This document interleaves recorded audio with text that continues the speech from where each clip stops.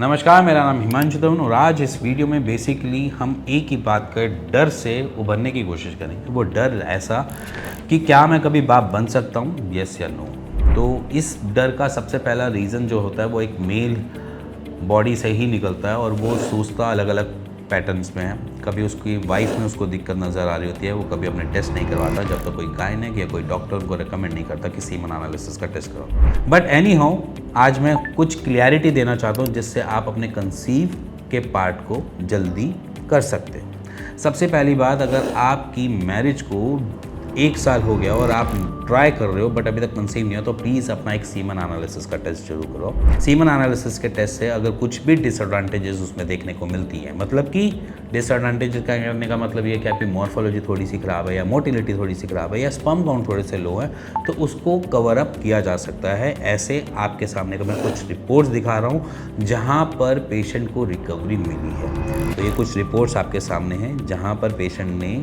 बड़े लंबे टाइम के बाद अपने स्कैन करवाए, जब उनको प्रॉब्लम नज़र आई, देन उनके बाद उन्होंने उसको रूल आउट किया, देन उन्होंने ट्रीटमेंट लिया और उसके बाद वो आज की डेट में क्लियर्ड है। मतलब कि WHO के अकॉर्डिंग आज उनकी रिपोर्ट नॉर्मल है और वो बिल्कुल आज इस रिपोर्ट से कंसीव कर सकते हैं। सेकेंड पार्ट जो इसमें काउंटर होता है वो होता है कि आप अपने कंसीव 2 तरीके से प्लान करते हो। एक तो आप अपनी जो इंटीमेसी है उसको एंजॉय करते हो, तब आप कंसीव कर पाते हो, रादर देन जब आप बेबी को ही प्लान करने लगते हो और इंटीमेसी का रीज़न जो है वो आपका बेबी बन जाता है, तब भी हम देखते हैं कि आपके उस प्लान में काफ़ी दिक्कतें आती हैं कि कंसीव नहीं हो रहा होता।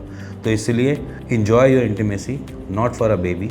उससे आपको एक हेल्प मिलेगी क्योंकि आपकी बॉडी और फीमेल बॉडी दोनों की कंपैटिबिलिटी जब तक मैच नहीं होती तब तक कंसीव के चांसेस बहुत डिले हो जाते हैं। तो इसीलिए कंसीव करना है तो enjoy your intimacy. Third point ये कहता है कि अगर आप अपने लिए कुछ सोचते हो कि मेरे को ऐसा डाउट है कि मेरा वाटरी सीमन आ रहा है या मेरा सीमन का जो विस्कोसिटी है वो कम हो रही है, तो आप कुछ चीज़ें अपनी डे टू डे की रूटीन में ऐड ऑन कर सकते हो, जैसे कि अंजीर हो गया, बादाम हो गया, अखरोट हो गए, ठीक है, थोड़े से एग्स हो गए, क्योंकि इन सब की रिक्वायरमेंट आपके शरीर को होती है बट आप दे नहीं रहे हो। जैसे जिंक की रिक्वायरमेंट है, सेलेनियम की रिक्वायरमेंट है, प्रोटीन की रिक्वायरमेंट है। तो ये रिक्वायरमेंट्स आपकी बॉडी को मिलने चाहिए, जिसकी वजह से आपकी जो विस्कोसिटी है वो भी बढ़ेगी और आपके स्पर्म काउंट भी ऑटोमेटिकली खुद से बढ़ने की कोशिश करेंगे।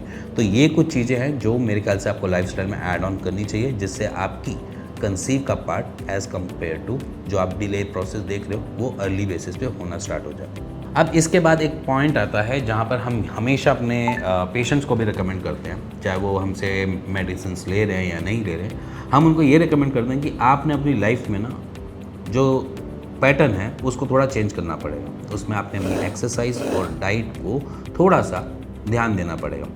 एक्सरसाइज की क्यों ज़रूरत होती है, उसके पीछे सबसे पहली बात है हमारी बॉडी मेल है और मेल को मेल फीचर्स देने वाले हमारे हार्मोन्स होते हैं, जिसको हम बेसिकली बोल देते हैं टेस्टोस्टेरोन। अगर मेरी बॉडी में टेस्टोस्टेरोन की बॉडी में कमी हो रही है तो मेरी बॉडी खुद से ही उस चीज़ को बैलेंस आउट नहीं करेगी। बट एक्सरसाइज क्या करती है, इस टेस्टोस्टेरोन को बूस्ट करने में बड़ी मदद करती है। जो बॉडी बहुत फिजिकली एक्टिव होती है, आप देख सकते हो वहाँ पर आप उनकी मसल गेन चाहे लीन होगी बट मसल गेन होता है। उनकी बॉडी में नेचुरली टेस्टोस्टेरोन इतना बूस्ट हो रहा होता है कि उसको मेनली फीचर ऑफ देना पड़ जाता है, क्योंकि टेस्टोस्टेरोन लेवल आपकी एक्सरसाइज से खुद से ही राइज अप होते हैं। तो एक्सरसाइज मस्ट हो जाती है आपकी रिप्रोडक्टिव के लिए भी और आपकी बॉडी के लिए भी।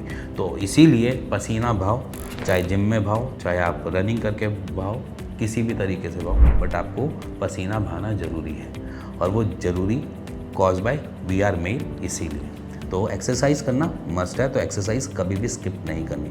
तो एक्सरसाइज के साथ हेल्दी डाइट और अपने वेट को मैनेज करते हुए चलो, जिसकी वजह से कभी आपको कोई प्रॉब्लम नहीं आएगी। तो इसी के साथ मैं कुछ एक और पेशेंट्स की लिस्ट दिखा रहा हूँ जहाँ पर हम पेशेंट ने कंसीव किया है और विदाउट किसी एनी इशू उन्होंने थोड़ा सा ट्रीटमेंट लिया, थोड़ी सी एक्सरसाइज करी और थोड़ी सी अपनी डाइट में चेंजेस करे, जिसकी वजह से वो आज की डेट में कंसीव्ड है। नमस्ते दोस्तों, मैं बिहार से बोल रहा हूँ। हिमांशु सर का ऐड मैंने इंस्टाग्राम फेसबुक पे देखा था, जो कि उनके द्वारा बताया गया कि जिनका स्पर्म काउंट नील है या 30% है उनको बच्चा होना संभव है। और मैं हिमांशु सर के लिंक द्वारा उनसे कांटेक्ट किया और उन्होंने हमें बताया कि सारी चीज़ें संभव है। उनके द्वारा दवाई बताई गई जो कि मैंने ऑनलाइन ऑर्डर की, और उन्होंने एक डॉक्टर अपॉइंटमेंट की, डॉक्टर राकेश सर, जो कि हमें गाइडलाइन करते रहें और बताते रहें कि कैसे क्या करना है, क्या डाइट में आपको खाना है और कैसे कैसे योगा करना है। वैसे हमने सर से दवा मंगवाई और वैसे उसे किया। आज हमारी मैडम कंसीव कर चुकी है। सो इसीलिए अगर आप भी कुछ ऐसा सोचते हो या दिमाग में कुछ ऐसा लग रहा है कि मैं कंसीव नहीं कर पाऊंगा, तो शायद आपको सबसे पहले सीमन एनालिसिस का टेस्ट करवाना चाहिए, दूसरा किसी डॉक्टर की कंसल्टेशन लेनी चाहिए, और उसी के साथ साथ अपने आप को फिट एंड फाइन बनाओ और कंसीव को अर्ली बेसिस पे लेकर आओ। सो इसी के साथ मिलते हैं नेक्स्ट वीडियो के लिए। तब तक good bye and take care और ध्यान रखो अपना।